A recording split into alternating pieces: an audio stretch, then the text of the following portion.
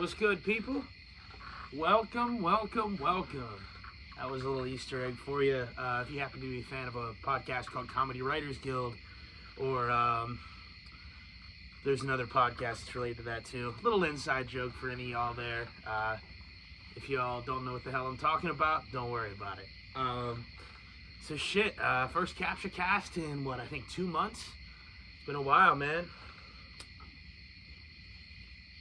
Been a while, but here we fucking are. Yeah, dude. Whole lot of shit happening right now. Ton of shit, man. In politics, dude, so much interesting shit. It's so funny because we're like to the level of this Trump term now, where even like I've been pretty open on here and on Facebook and shit. I thought Trump was a much better option than Kamala Harris this time around, and I still probably think that. I would still say I definitely think that, but it's kind of ended up like we all knew it would, if you're honest with yourself, you know what I mean? Like one of those things where they promised so much that sounded really good, like, oh, we're going to declassify everything, we're going to release Epstein, we're going to end all these senseless wars, make everybody healthy again, we're going to prosecute everybody that's been, involved in all this corruption, all these different, cover-ups the past few years between COVID and Epstein and January 6th and Russiagate and just all of this shit. We're finally going to do something about it. We're going to cut government, shrink the size of government, cut taxes. And, it was so much that after a certain point, you're like, all right, if we see, like, a third of this, not even third, if we see a fifth of this, like what's actually promised happen, Donald Trump will go down as the greatest president in the last, at least few decades, probably, if you're being realistic, since JFK, at least. I mean, and there's things JFK did that led to it too, but I mean, maybe since Nixon, at least, Trump would have gone down as a top 10 president, top 15, if a fifth of what he had promised had gotten done. Instead, virtually none of it's gotten done. About the only thing that he promised that's gotten done, the border's closed. We haven't seen mass deportations. A lot of the people that are being deported there are a lot of criminals being deported, but there's a lot of people that we've been told are criminals and haven't had a fair trial and due process, so I hope they're criminals. And I get that technically in the Constitution, the Fourth Amendment, sorry, I should know that. I believe it's the Fourth Amendment. I think that's a self-incrimination one. God, I really should know that. I get that only applies to citizens, but still, dude, it's like the whole purpose behind the Constitution and the Declaration of Independence was that we have, like, these certain rights, and that God gave these rights, or whoever our creator is, whoever you want to say, Mother Nature, whoever you want to say, but we're born with these rights, and the only reason governments exist is to protect those rights, and I'm not, like, I've heard Dave Smith talk about this, and really, he's the one that I first heard put it in that perspective, but that's really true, that is what, when you really read the Constitution, the Declaration of Independence, that is what it says. We're born with these certain unalienable rights, and among them are the right to life, liberty, and the pursuit of happiness. So I get that they're not U.S. citizens necessarily, that haven't had due trial or due process and a fair trial, but I still think that it's just like, that's a human right, man. Like, if you're accused of a crime anywhere in the world, and any crime, you have to, like, being able to confront your accuser and make a case for yourself, and if you're somewhere with lawyers, be able to have some sort of legal representation. That's a right. I mean, so I don't like that at all. That's kind of where we're at with immigration. And if it's not, the people we're being told are criminals that are deported without due process, it's, graduations being rated, and soccer game. I don't know if I saw a soccer game, but it's shit like that. I mean, I've seen a few like that where it's like, dude, nobody wants that. People that have been in the community for 15 years and are just like, yeah, they got here illegally, and I'm not saying that's right, but there's so many other people. You have to start with the criminals. I feel like there's still got to be so many violent criminals left, and I know they're not the easiest people to find, but every resource should be dedicated towards that first before turning that attention on people who've been here for 15 years and are, upstanding members of their community. And then even once you get the criminals out of here, if you want to say, hey, we got to get out everybody that came in the past 4 years, it was just too much all at one time that Biden let in, great. I'm with that too. People just got here. You knew what you were doing was wrong. And even I'm sure, and a lot of times the argument that's made with that is like, oh, you don't care, you think they're all, I don't think they're all evil. It's just you can't take that much on at one time. If it just destroys the country. There's so many people in this country that are citizens who aren't doing well, like the average person, isn't doing well. Like, houses are so expensive, groceries, gas is expensive. Gas is going down a little bit, but shit's still really expensive. So you just can't take that on all at once. So if you want to say, all right, get rid of the people that came in the last 4 years, okay, great, but that's not what we're doing. And so, anyways, long-winded way of saying that's been a failure. The wars have just kept going. Israel has just done whatever they want, and you can tell that Trump's, you really can, I guess. Part of me wants to say Trump's not a huge fan of what they're doing, but it seems like he's controlled in some way. He won't release the Epstein files. It very much seemed to have something to do with Israel. He went through with the Iran war. Who knows if he was really there negotiating in good faith and Netanyahu just undercut him, or if that was the plan all along. It's kind of murky. It seemed like he really wanted peace. And now he's at the point where he's like, oh, we don't like all the kids that are dying in Gaza and everything, but, whatever Israel wants to do, they got to do, and we're just going to keep on giving them money. And that's just crazy for a guy that says America first, and he's talked about things like, oh, well, we're not giving places aid we're not giving states aid from natural disasters if they boycott Israel.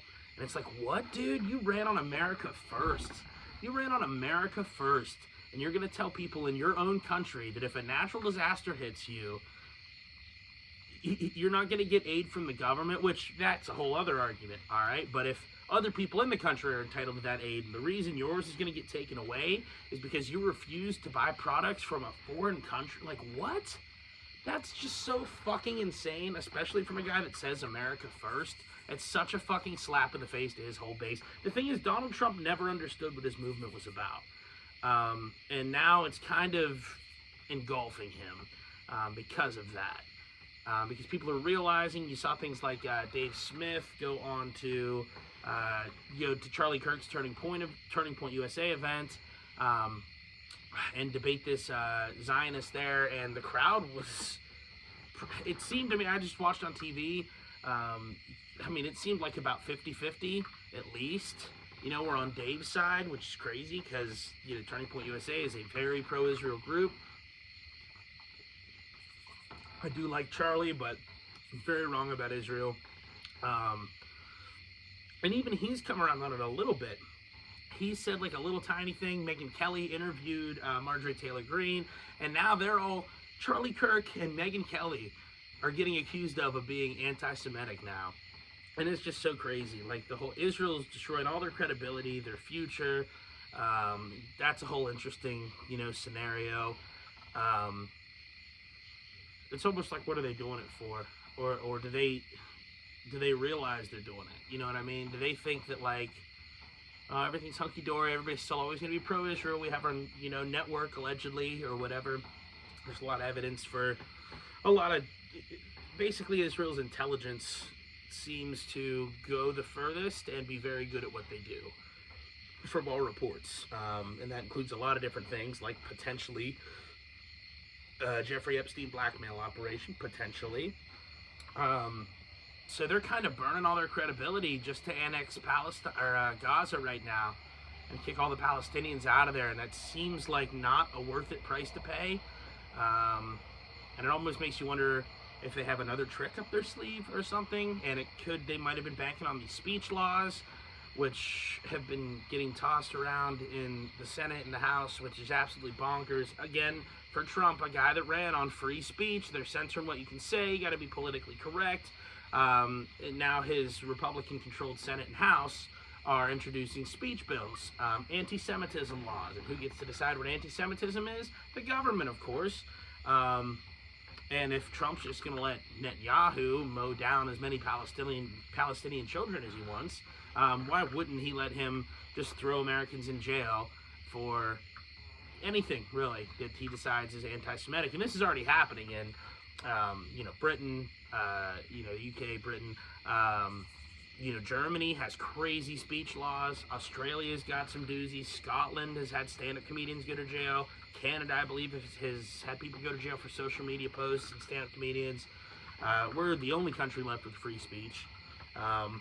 So maybe they were banking on taking that away. I don't know. But that's one war that Trump hasn't ended, and in fact has prolonged. The other one that he was going to end on day one was Russia and Ukraine, which still rages. And there have been, I guess you could say, positive signs the last week, followed by more negative signs and kind of just the same cycle occurring. I mean, at least Trump and Putin did meet, and Trump met with all the leaders of the EU. Not sure really why any of them get a say in any of this when we're the one that's been funding everything. It's kind of like, I mean, the best thing that we could do, honestly, and we might be on our way there, would just be to say, listen, we've done all that we can here. We've decided this war doesn't make any sense to continue. We're bankrupting our own government, by that saying our own people we're bankrupting. We're depleting all of our reserves. Like I think it's the Patriot missiles they said are like 7 years on back order or something like this. So we're out. Europe, you're right there. If you want to keep this going, you can keep it going. If not, we're going to go ahead and make a deal. And that's the best. And everybody's like, oh, you're just giving in to Putin. You're just what, dude? Ukraine's not winning this war. So short of dropping the 82nd Airborne onto Ukrainian soil or Russian soil, and start a hot war with Russia between the two most capable nuclear superpowers in the history of the world, us and Russia.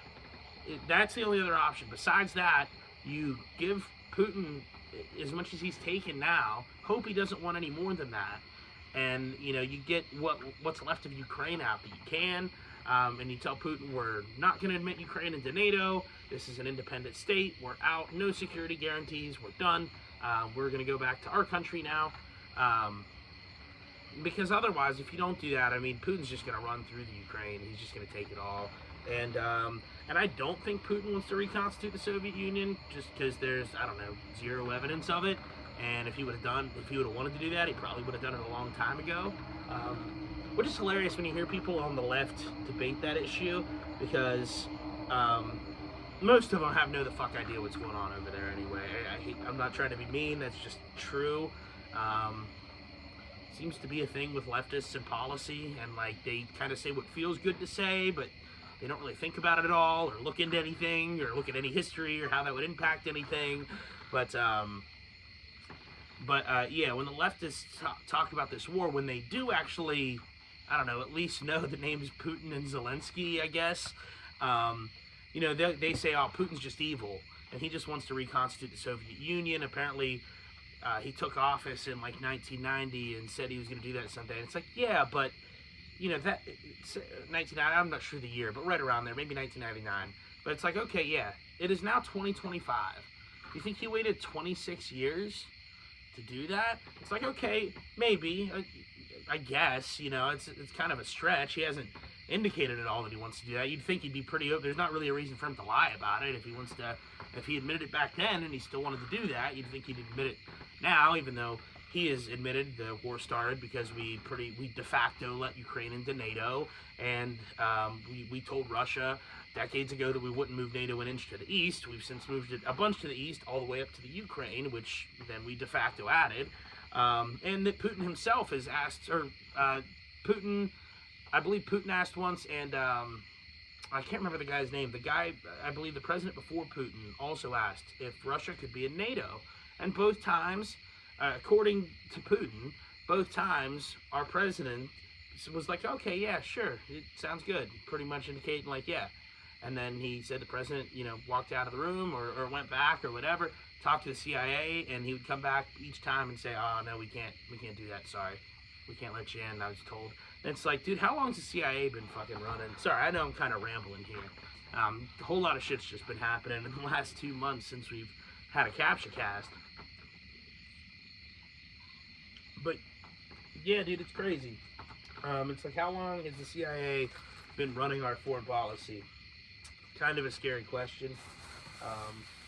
See, the answer is at least since the days of JFK, if not earlier. So, yeah, it's just wild. And then the peace talks last week, like I said, it took them how long to meet? Oh, I didn't finish my point. Sorry about that. So my point with the leftists, when they describe that war, it's like, okay, let's even say for the sake of argument, Putin, he does just want to reconstitute the Soviet Union. That's all he's been dreaming about. He waited 25 years. He's had to wait and do it when it was the perfect timing and all that, right? At the right moment. That's why he waited 25 years just picking his spot.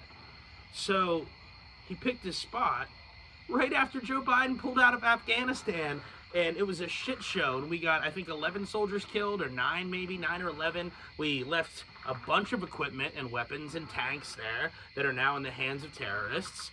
And it was a disaster. And I think it was like a week later or a month later that Putin invaded. I'd have to go back and look at the actual dates, but I know it was very shortly thereafter. So it's like, okay, on one hand, you're saying Putin's always wanted to do this, but the other hand, you're saying, oh, he didn't invade because Joe Biden was weak. It would have happened under Trump, too. It's like, it can't be both. It has to be one or the other. If he's been waiting 25 years to do this, he's picking the time. He's seeing how many presidents in those 25 years where,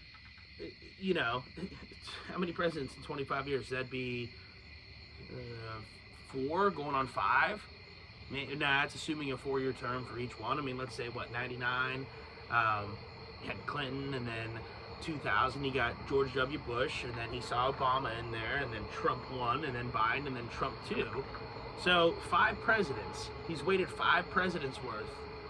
And you think he just, if you think that's what his goal was, to reconstitute the Soviet Union this whole time, he waited through 5 presidents worth of people, and it's not because Joe Biden was weak. Like, you have to pick one there, and that's just kind of a side note. I'm not even picking on the lefties here right now.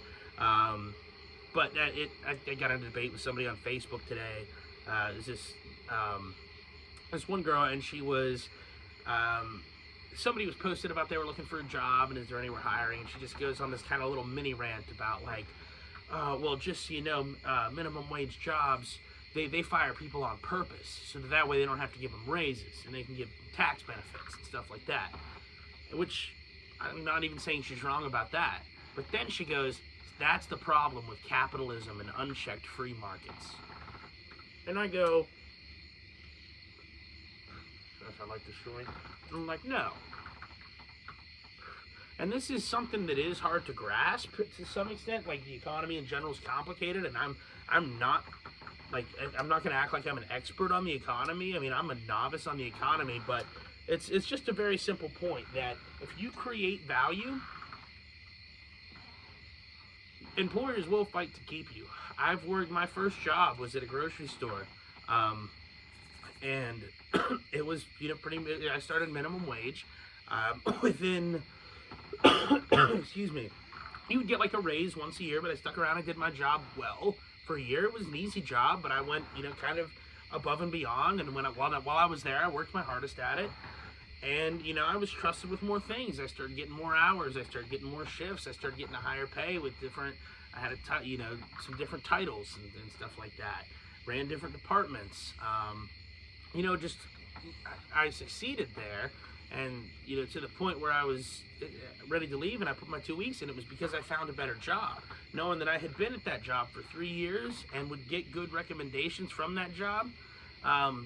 Even though they wanted to fight to keep me and everything, they understood I needed more money. So it's just, you got to put in time and effort. And I'm not saying that people don't get fucked or that always works for everybody, but in general, if you create value for yourself, it will be recognized and you will eventually be compensated for it. And she goes, well, FYI, people making minimum wage, they deserve to have a living wage too. And I'm like, because that's what I said. I go, if you have the same skill set as thousands, if not millions of other people out there, then yes, you're replaceable. And that's just I'm not making that up. Like, that's just a fact of life. Like, if I can get it, if I need my yard shut, if I need a hole dug in my, no, that's not even a good example. Let's say, I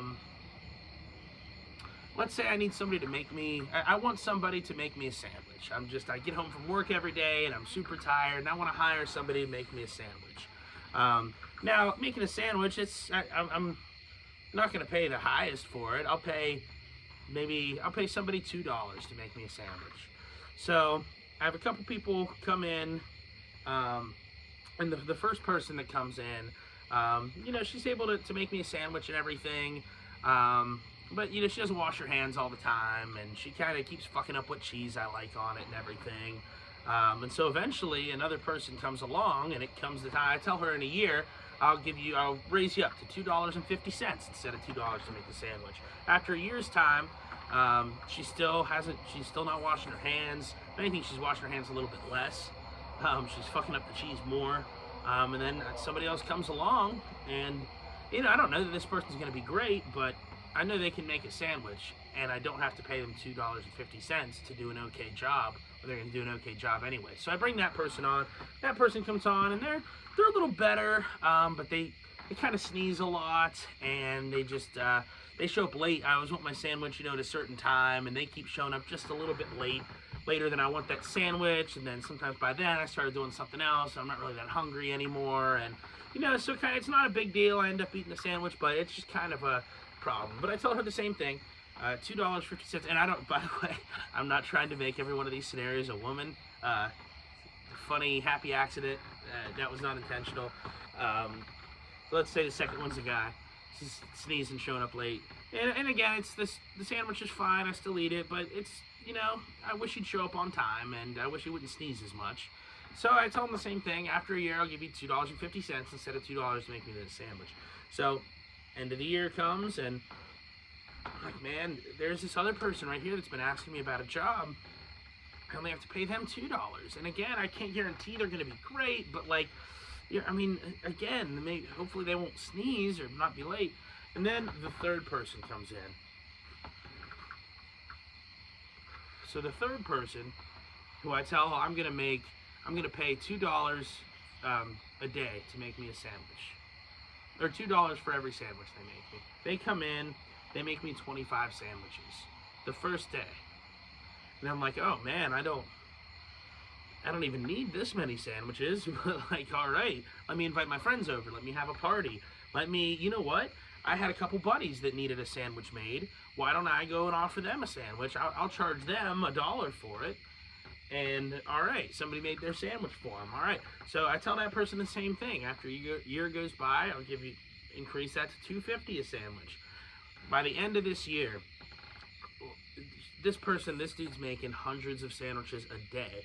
We're going up and down the block. Everybody's buying our sandwiches. They talk about how good they are. Every order's perfect. He shows up every time, right on the dot. Washes his hands every time. Doesn't sneeze. Doesn't cough. Wears gloves. Wears a hairnet. Goes above and beyond. When somehow he's not busy during the day, asking me if he can help. Is there anything I need? Anything like that. But guess what's going to happen after that year's time?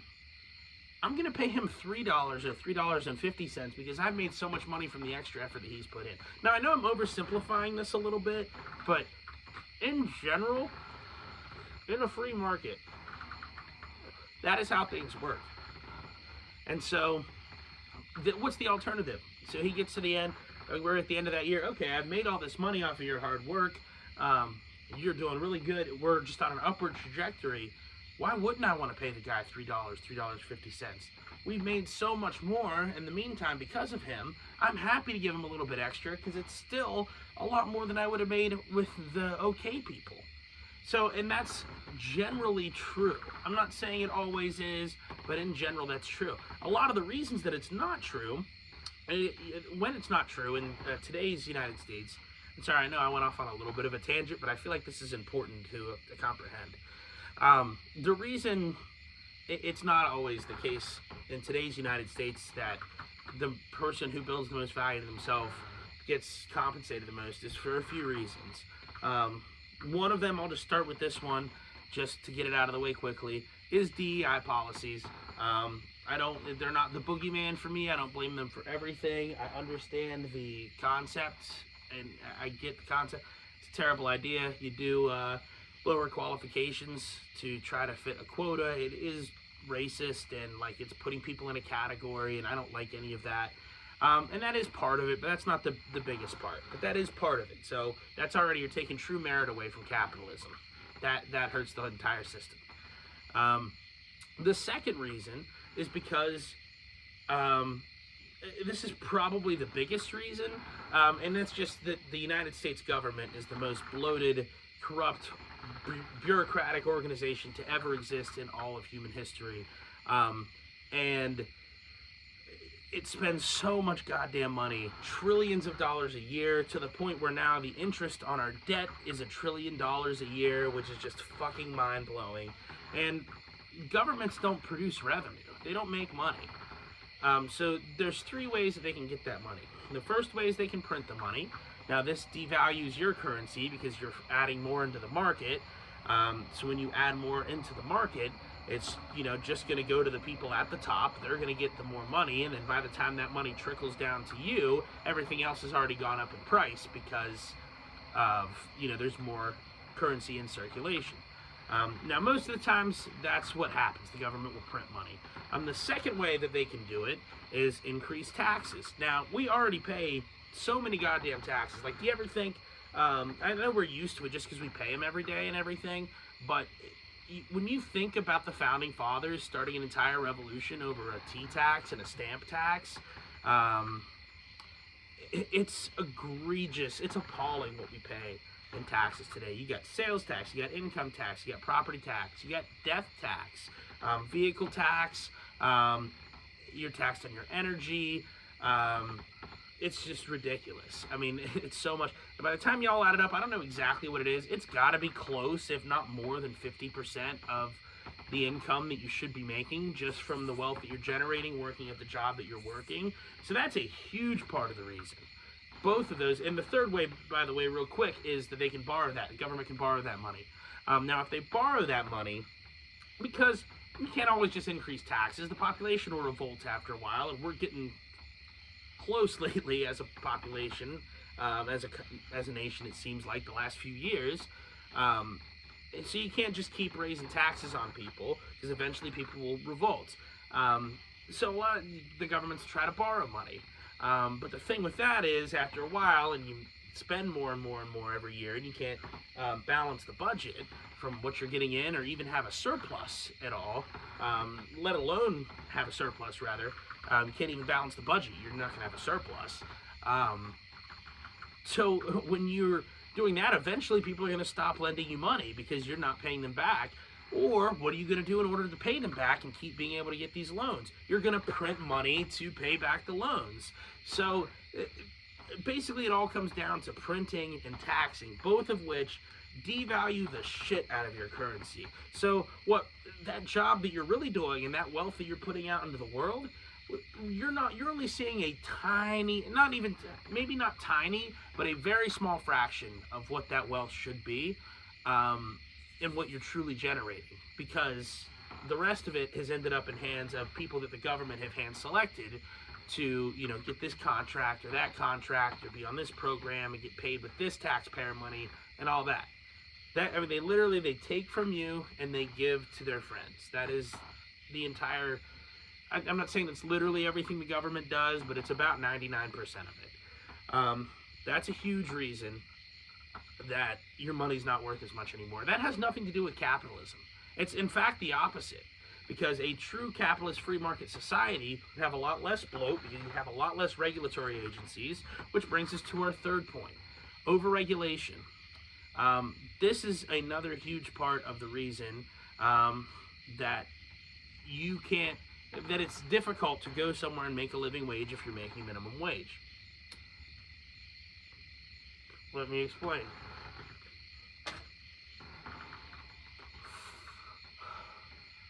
Now, the reason for that is when you overregulate, say, let's think of like a grocery store, right? That's where I started. Say that, and I don't know if this does happen, but there's things like that happen. say that there's some new regulation out that in order to handle cabbage, your guy has to get a license for being a certified cabbage handler. There's just been too many parasites in the cabbage lately. Too many people are getting sick. And this is maybe a bad example because it's food. But even if it's something that should be implemented, it still would have this effect. I mean, I'm not saying there should be zero regulation on everything, but let's try to think of a dumber example.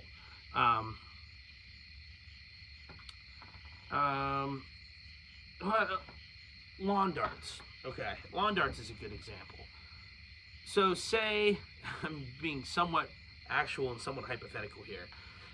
But say, okay, I'm just going to be general actually. The lawn dart scenario was going to be, okay, you have people that go home and buy lawn darts, but say they added this new regulation that lawn darts are just so dangerous because parents aren't watching their kids, and kids keep injuring themselves with the lawn darts, right? You remember the lawn darts, you threw them up and they had the spikes on them, and they're illegal now because kids would hurt themselves with them. But again, any responsible parent should be out there anytime the kid's playing with them. So eventually it gets to a point where, say, instead of outlawing them, say they just did this. Okay, if you work at a store and you sell lawn darts, you need to have this certification that says you're a certified lawn dart handler, right? And to get this certification, you have to attend this schooling for 3 weeks.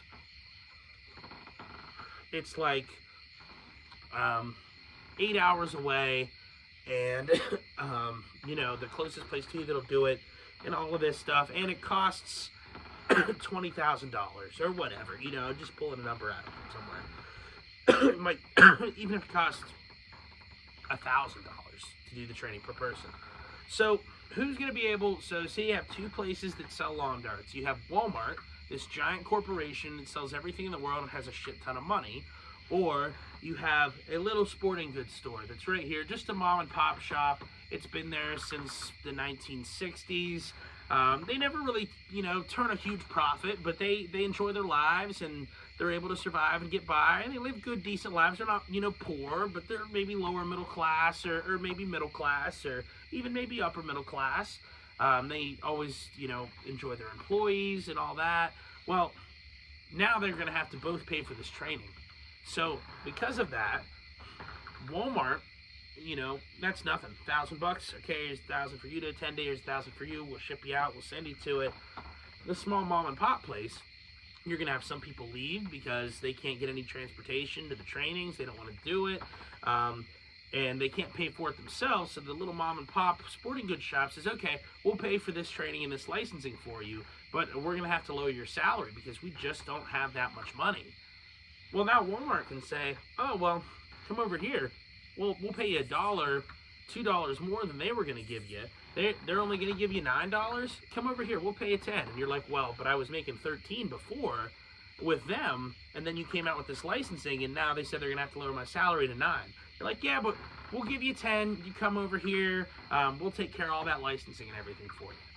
So anyways, the lawn darts did end up working out, I guess. But it's not a real example. But there are real examples of a lot of crazy regulations pretty much just like that. And that's a lot of times what contributes to these monopolies, because all these places have to... Energy regulations is a huge thing with that.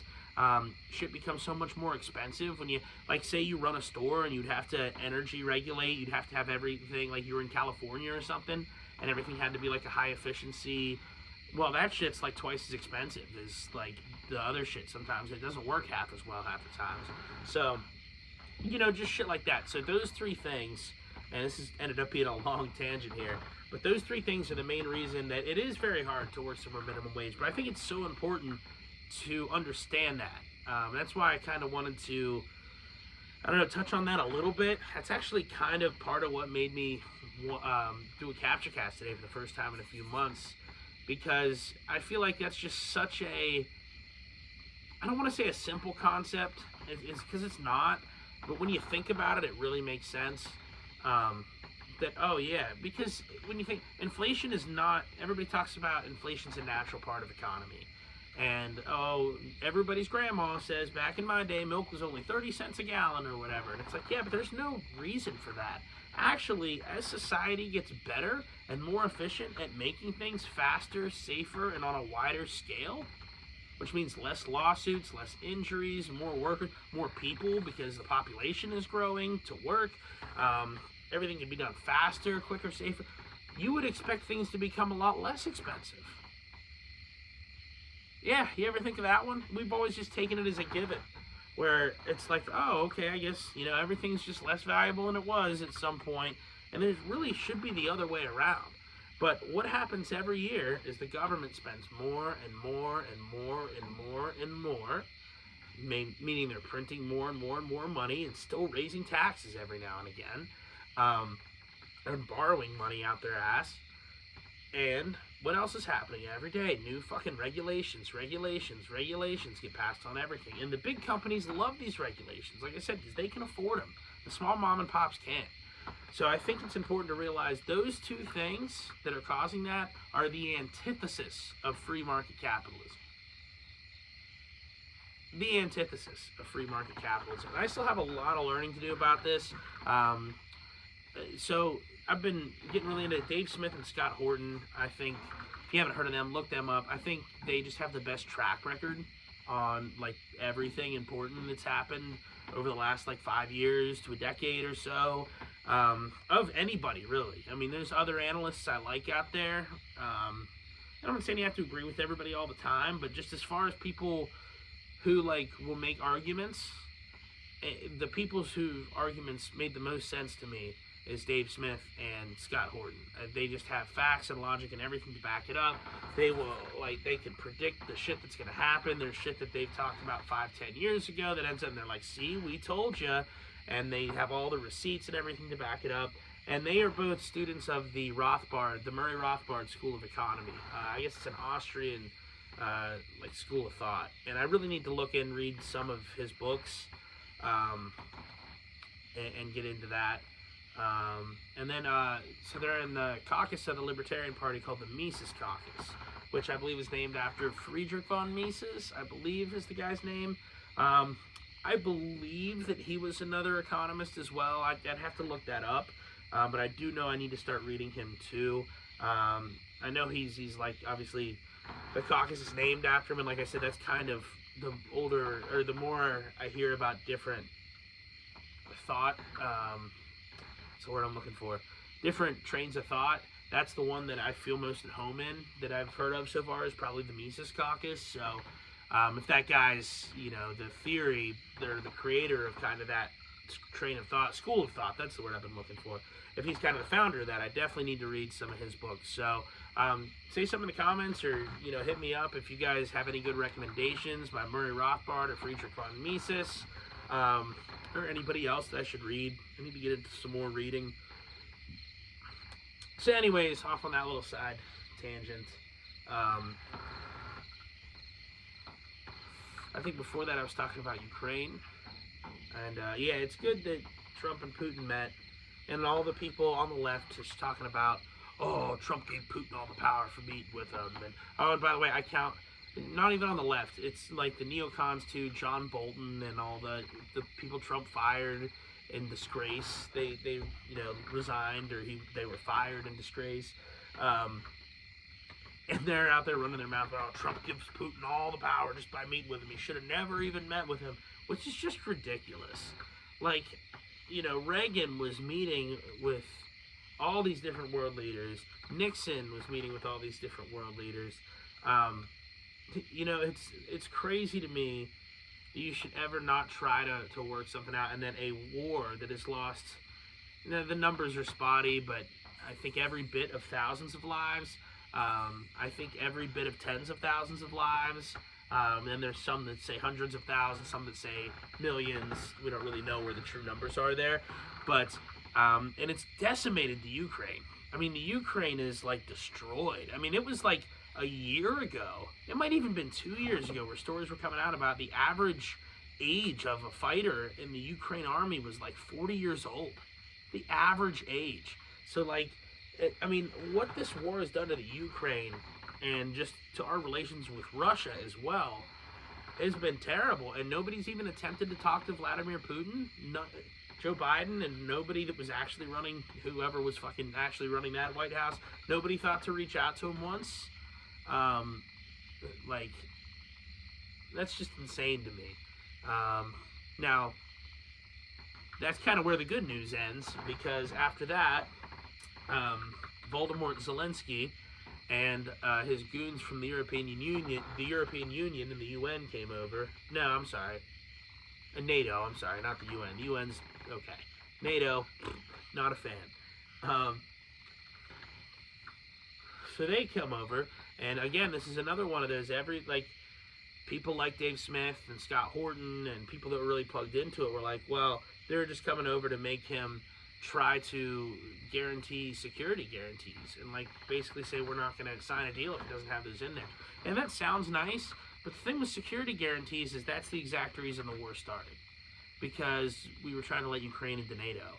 And everybody's like, oh, well, nobody said let him into NATO. And it's like, listen, I don't care what you call it. If you're giving them security guarantees and you're putting European Western soldiers on the ground and you're putting the United States in the air over it, there's no fucking way. Why would Putin ever sign that when he could just let the war go on for a little while? Yeah, he doesn't want to kill another few hundreds of thousands or millions or whatever of his people, but he's got plenty more. Russia's a very big country. This is what they do when it's wartime. They throw bodies at the problem. It's very gruesome and very bloody, and it might take them 3 months to move 3 feet on the battlefield, but eventually they're going to keep doing that until they just power through wherever they're trying to get.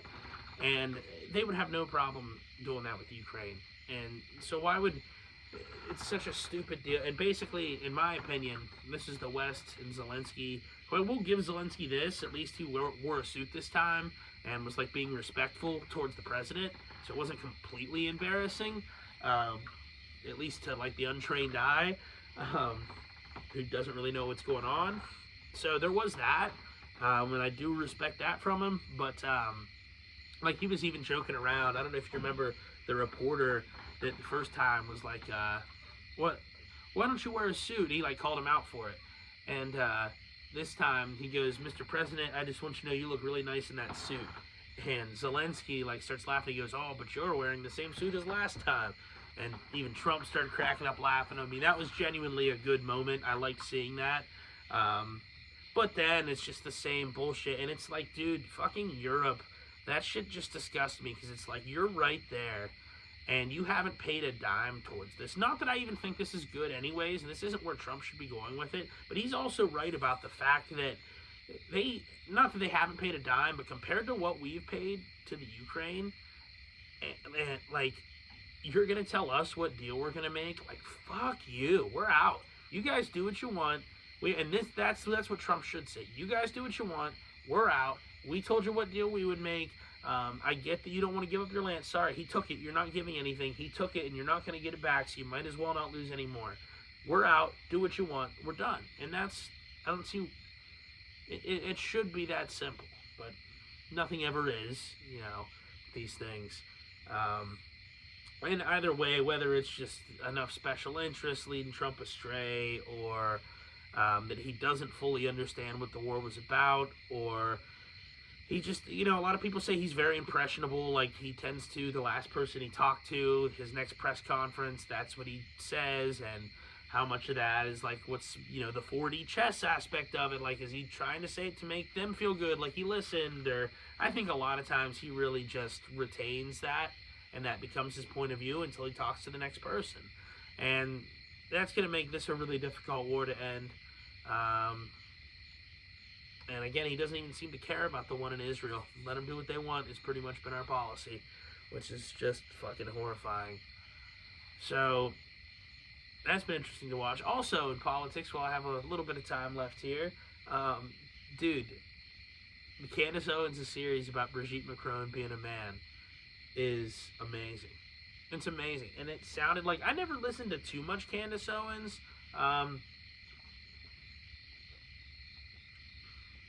I didn't like her at first, when I was first introduced to her, because that was the shut up and dribble moment.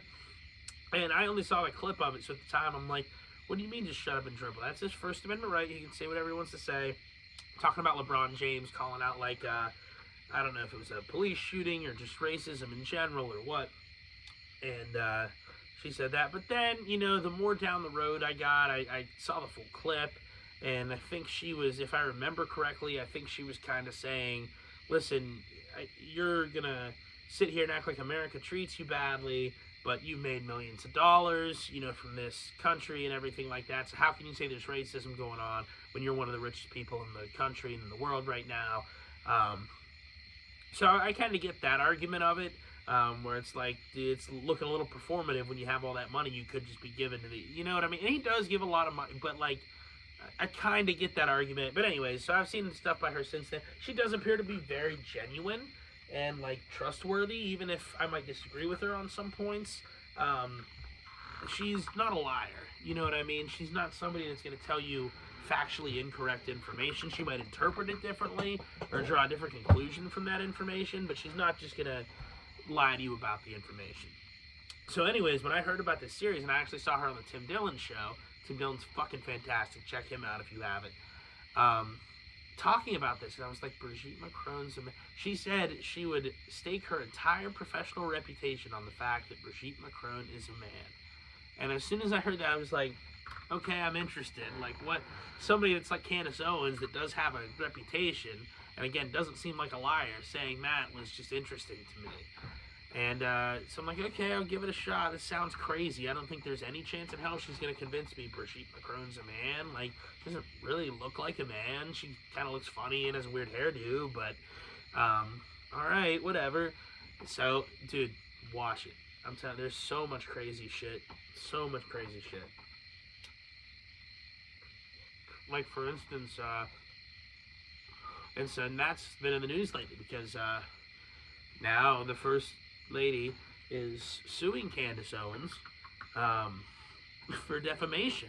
But if you look at the lawsuit, and this is one of the things that really kind of hooked me in the beginning of Candace's series about it, all the lawsuits that they have filed against people over this, because Candace Owens did not start this. This started in France. There's a guy named Xavier Poussard, and he did a lengthy reporting on it. He got it into it based on reporting from like a couple other people, I think, that got him into it. I can't remember their names, but eventually France sued the two people that inspired Xavier Poussard. And, excuse me, the lawsuits were interesting because I believe they were both for defamation, but instead of saying, oh, my wife's clearly a woman, here's pictures of her pregnant, here's pictures of her as a little girl, here's a DNA test, here's a blood sample, anything like that, they would just clearly, easily, you don't even need DNA test, blood sample, pictures of her being pregnant, anything like that. People started, oh, that's right, because the first people who looked into it were actually people that were like on, basically the Macrons are Democrats, like the French version. So the first person that really started looking into this was a reporter in France who was a Democrat and was writing like a puff piece about Brigitte Macron, was doing like an interview of like, oh, her journey to like first lady from humble beginning. One of those, you know what I mean, like Vanity Fair type of pieces. It wasn't Vanity Fair, but it was in a French magazine or a book maybe she was doing. Yeah, it was, I think she was writing a biography. But anyways, so she starts looking into this and she's like, well, this is crazy. There's like a 30-year gap. I believe she said there, it might have been 20, 25, but there was a long gap where there's just no pictures of Brigitte Macron. I'm like, what? That's crazy. So she goes to, I believe this, I could be getting some of these details wrong. For better information, check out Candace's podcast. Legally, I want to disclaim, I could be getting some of these details wrong. I'm recalling everything as I remember it. I do not have notes in front of me here. If you think I'm getting something wrong, let me know, comment, and I will adjust that accordingly. And if I got something wrong, we'll put out a statement. But anyways, this lady, this reporter in France, was doing the biography on Brigitte Macron, Journey to the First Lady. She's like, all these years are missing from your life. So Brigitte Macron had this PR lady named Mimi Marchand, and apparently she's like a big PR lady, and she's been in a bunch of scandals and stuff like that. Well, so the biographer the journalist is like asking her, like, hey, there are these, there's this big gap between, it's like a 30-year gap of nothing happening to Brigitte. Like, no photo evidence of her. Like, no evidence of her being pregnant. Like, when the kids were little, when she was little past a certain age. Like, it's just kind of no photos of her, like, in college or anything like that. And Mimi Marchand, I think, gave her, like, 2 more photos. I can't remember exactly. There's so much stuff that you gotta watch that series, man. But I believe the 2 photos that Mimi Marchand gave her were clearly doctored, and in one of them, I believe they got this one from Mimi Marchand. One of them was an old family photo, and in the family photo, these same journalists are looking, and they're like, well, wait a minute. Okay, so they're saying this is Brigitte, and it's this little girl sitting down. We go, we know who all the other siblings are. There's a lot of record of him. There's no record of this boy on the right.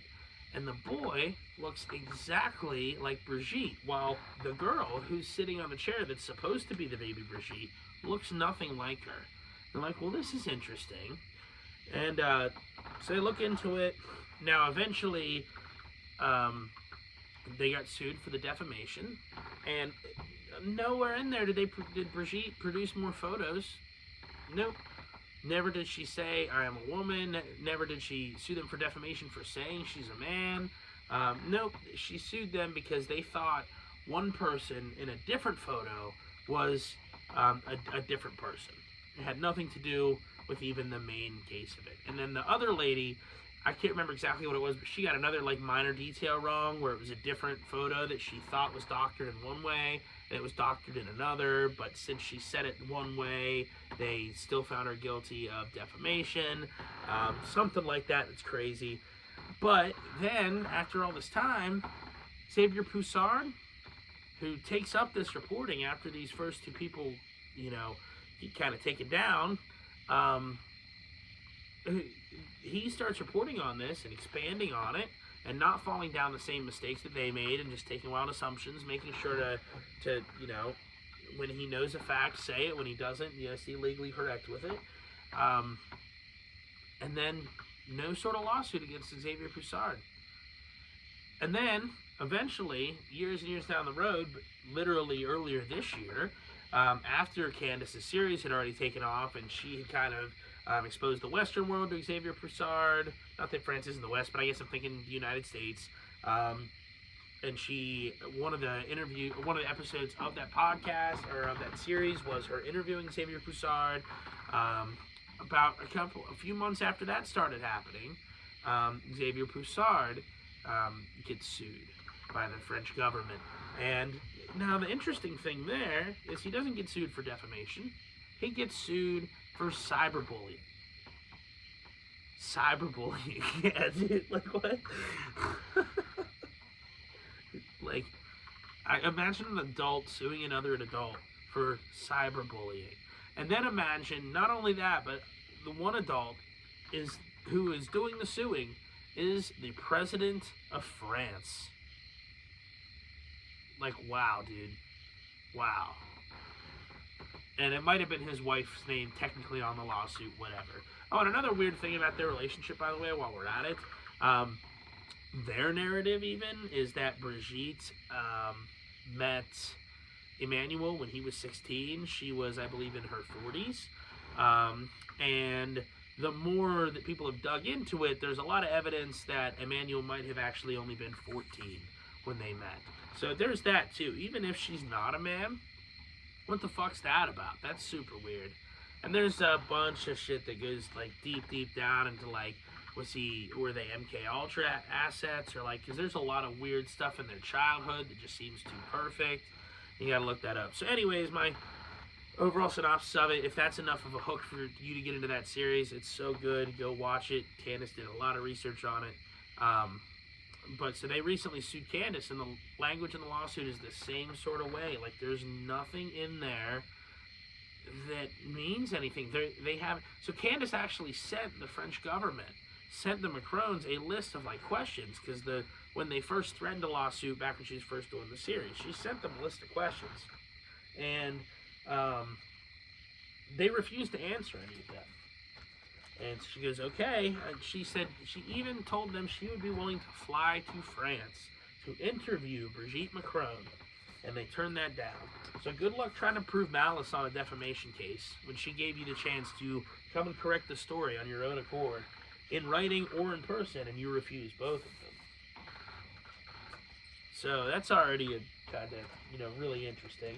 And then, the language of the lawsuit just doesn't, really mention her being a man that much. It says kind of like that's the whole thing, but then, like, it talks a lot about Candace just, like, speaking at random, like, Republican rallies and stuff like that, and trying to act like she's funded by Russia because some Russian dude retweeted her once, and they basically said they hired this private investigator who was really expensive, and he couldn't find anything that you just can't find online. Just really funny.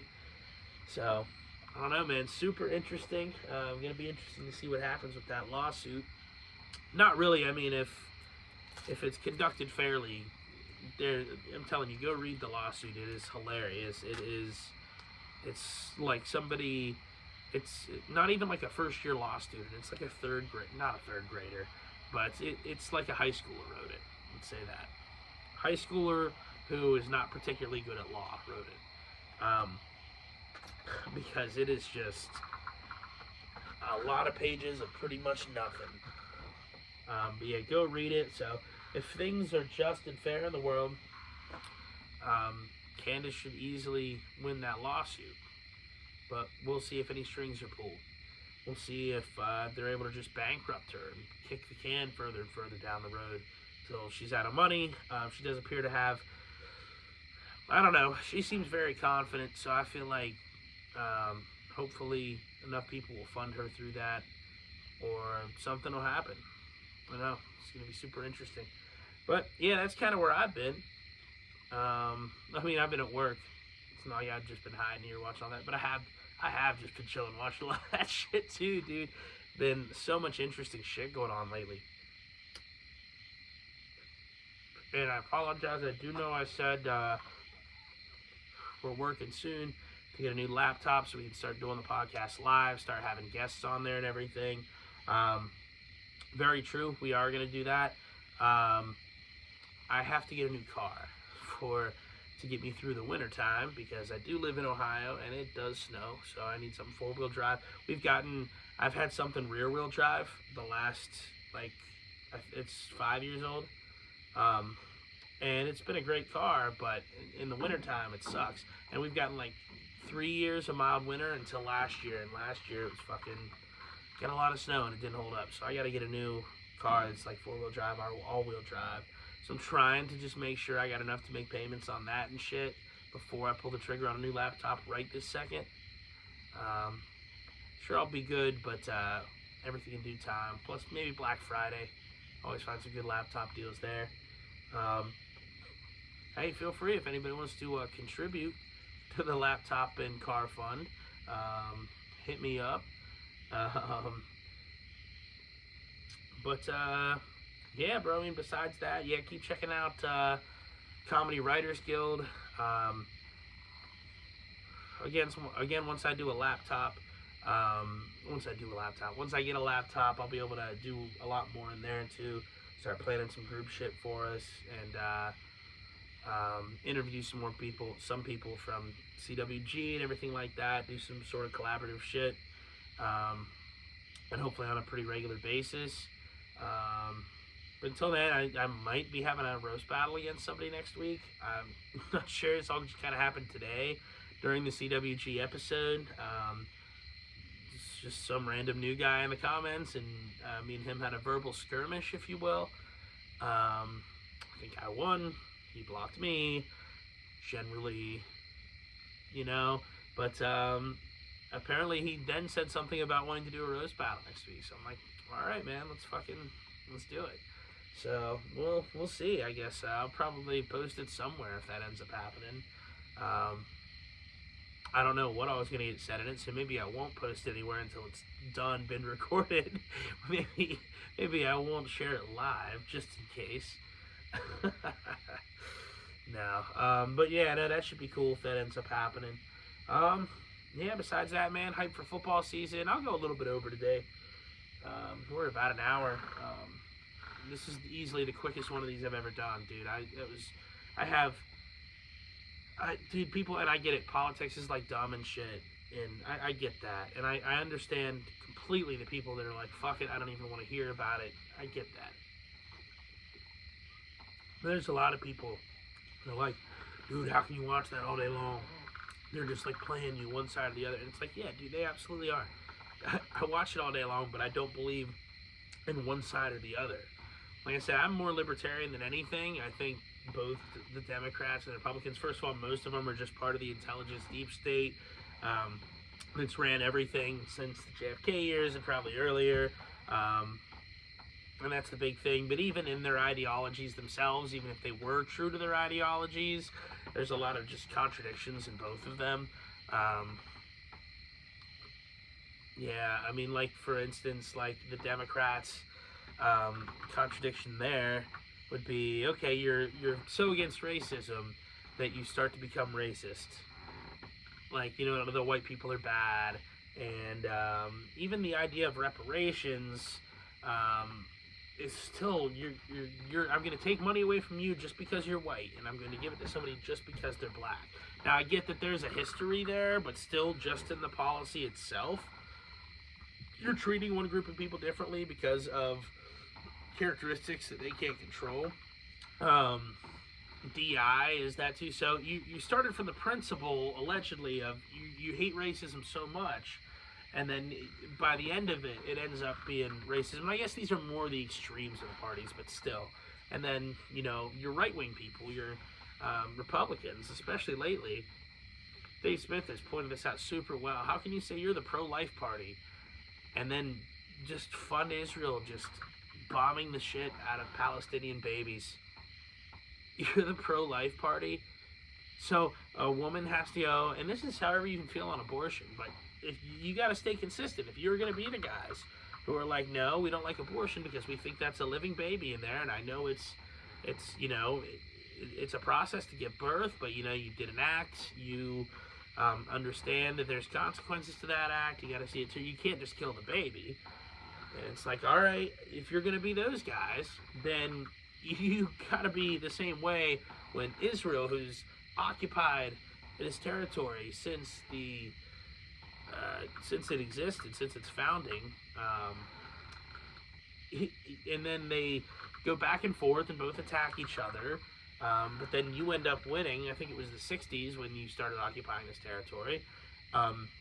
And then eventually they start getting pissed and attack you, and they shouldn't have. And what they did was horrible, and it was terrible. I'm not minimizing that. October 7th was just, I mean, it was horrible. It was, you know, it was like a 9/11 them. Like, I get that.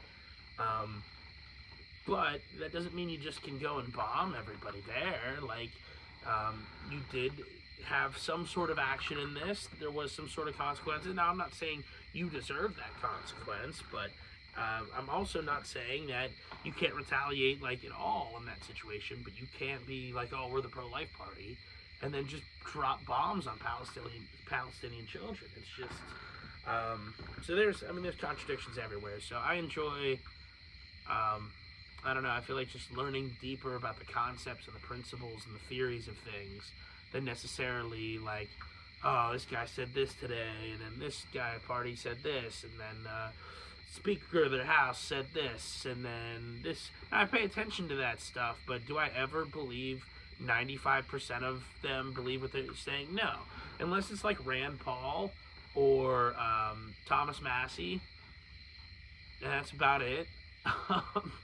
I generally assume they're just giving me a sales pitch for something. Sometimes I might agree with the sales pitch on either side. A lot of times I don't. But I generally know that's what it is. And even those other guys I mentioned, I'm sure can fall into that trap too. But they genuinely, I mean, they've done the unpopular thing enough times that, and they've stayed consistent with their principles that, you know, I would trust them a little bit more than the average one. But yeah, so I've just been enjoying that and learning the deeper concepts and just, I don't know, man, it's very interesting to me. Very interesting to me. And again, let me know any more good books. Murray Rothbard, anymore. I haven't read one yet. Let me know any good books, Murray Rothbard or Ludwig von Mises. Real quick before we wrap up, dude, it's funny. I've been listening to so much Dave Smith and Candace and shit lately. I feel like I'm falling into like speech patterns and shit that they'll do, which is crazy. But I don't know. Some could be effective maybe, and some I don't want to just sound like somebody. Obviously, hopefully I haven't been doing that. But anyways, before I wrap up, before we call her a night here on CaptchaCast, did want to talk some Pittsburgh Steelers football, because that time of year is approaching, dude. Only a couple of more weeks, and NFL's back, college football's back this Saturday, I believe. Real college football's back next Saturday, but very excited about the Steelers team.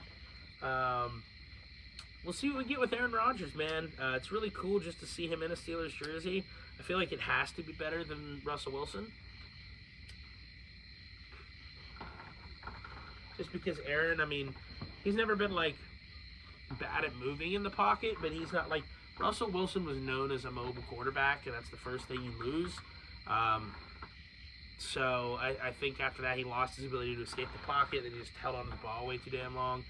I think Aaron Rodgers is going to be better than that.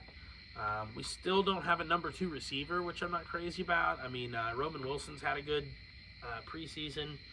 I think Calvin Austin's getting closer to being back healthy, so we'll see if one of those guys is it. We do have Freiermuth. We do have, I can't remember Jonnu Smith, which is a hell of a pickup. Offensive line, we'll see what we got there. From all accounts, McCormick has looked really good in camp. And Zach Frazier is looking pretty good too. Sounds like really the whole line's not looking bad, except for you got Troy Fautanu, who only played 1 game last year before he got hurt in his rookie year. So we don't really know what we're going to get from him yet. And then on the other side, you got Broderick Jones at tackle, who by all accounts has just looked god-awful in camp. And you hate to see that, because you've seen that on the field the last couple seasons too. Man, I really thought he was going to be good. Coming from Georgia, big-ass motherfucker. But we'll see. We'll see what it looks like this year. They have been talking about, we do have Darnell Washington, big-ass tight end. We talked about moving him to tackle. He's a hell of a blocker, so that'd be interesting. DK Metcalf, that's going to be a great addition. Can't wait to see him and A-Rod connect.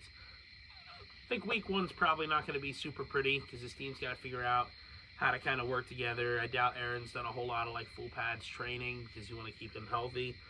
Same thing with guys like Cam Hayward and a few other guys like that. But we'll see. It is the Jets week 1. I think it's a winnable game, because they'll probably be looking the same way first week with Justin Fields. So it might just kind of be an ugly, clunky game, which a lot of times is that's good if you're the Steelers. You tend to find a way to win those games. At running back, I'm loving Jaylen Warren as the starter. Had to let Najee go. I'll love the Najee, but you could, to say this delicately, you could get a running back that's younger that'll put up the same amount of production for a lot cheaper in the draft, and that's exactly what we did. I don't think Caleb Johnson's that much of a downgrade from Najee. There are a few things, but I think Jaylen Warren is, if anything, a better back than Najee Harris. He's going to be our starter. Excuse me. Caleb Johnson, he's had a couple clips where I've seen him, tear off some runs. He stiff-armed Travis Hunter. That was awesome. But there's been a lot of clips where he gets stopped at the line of scrimmage, and apparently all the news out of camp is he can't catch and he can't run block. He can't catch and he can't pass block. So basically, you know that anytime you see him in the backfield, we're running the ball, and you can't really have that in the NFL. So he's going to have to get better at that. Defensively, I think we're going to look pretty good. Cam Hayward's back to practice. So hopefully they get all that figured out, and he's back for week 1. You got TJ. You got Alex Highsmith. You got Nick Herbig. You got now Jack Sawyer to add to that mix. Dude, that team, or those edge rushers, fucking awesome. Now we did our rookie tackle that we got. I'm blanking on his name. He was, I believe, going to be our nose tackle this year. I was just seeing reports today that he went down in the preseason game and got carted off. But then I think I saw something where somebody said he was back on the bench after that. So hopefully he's okay. Something Jones, I think. I can't remember his name, so I'm driving me crazy. He's supposed to be really good. I'm going to feel stupid when I hear it because I definitely know who the dude is. But so hopefully he's all right. That's kind of scary. No more Minka. We got Jalen Ramsey now. That's going to be interesting. See how much he has left in the tank. I feel like he's probably the same caliber player that Minka is at this point in their careers. So I don't hate that, and I'd rather, I don't know, you need a good safety too. It'll be interesting to see. Ramsey might play at safety, so we'll see what happens there. JPJ, you got big play Slay now out there too. I'm liking that. I am liking that. And then you still got Deshaun Elliott as the other safety, and that's a very good safety. So yeah, we'll see what we get, man. I'm expecting, like I said, it's the best I've felt about this team in years. And I'm not saying we're going to win the Super Bowl this year. I think it's possible, but I'm not saying it's a guarantee by any stretch of the imagination. We could very easily just be a couple games over 500 this year and sneak into the playoffs like we tend to do. So we'll see. But the thing that I like about it, we didn't really mortgage our future for Aaron Rodgers. He's on a contract that's not crazy. It's a one-year deal. And we've been stacking up and acquiring picks. And we got Will Howard. So basically, if we don't have a good year, next year you trade some of his picks into the top 10, top 5 if you even want to. We should have enough to do either one. You get your guy. You have him battle it out for Will Howard all offseason for the starting job. And then you see what happens. I mean, I feel like that's not a bad plan moving forward. Where, this season should be very exciting to watch, and the future should be very exciting to watch too. So yeah, man, good shit. All right, we'll probably end it there. Good being back on a CaptchaCast, man. Like I said, this is the quickest one's ever gone by. So I'm gonna do it more. Yeah, hopefully I got a new one coming out for you shortly. But good being back with y'all. I'll keep you all updated as to what's going on with new music releases, new comedy content, new CaptchaCasts. You'll know when they drop, I guess. But yeah, I'll keep y'all posted. Appreciate all you guys out there, who are supporting me with any of this shit, or